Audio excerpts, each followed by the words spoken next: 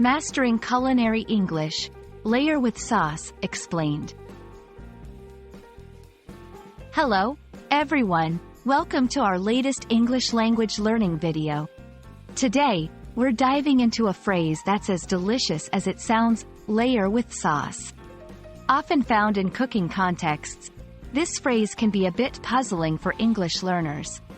So, let's explore its meaning and usage together. Layer with sauce might sound straightforward, but it's packed with culinary context.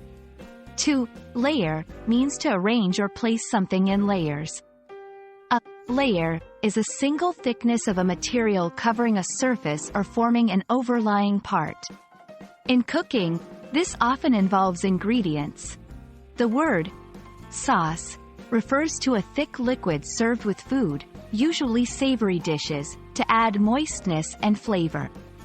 So, when you layer with sauce, you're essentially adding sauce between layers of other ingredients. Let's bring this phrase to life with some examples. In lasagna, cooks layer noodles with sauce, cheese, and meat or vegetables. When making a casserole, you might layer vegetables with sauce and cheese. In a trifle, a dessert, layers of cake are often layered with fruit sauce and custard. These examples help illustrate how the phrase is commonly used in recipes and cooking instructions. To help solidify your understanding, here are some sentences where layer with sauce is used.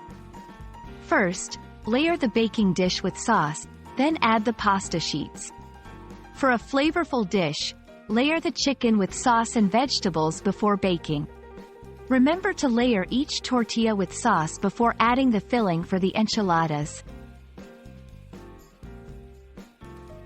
There are variations of this phrase that you might encounter.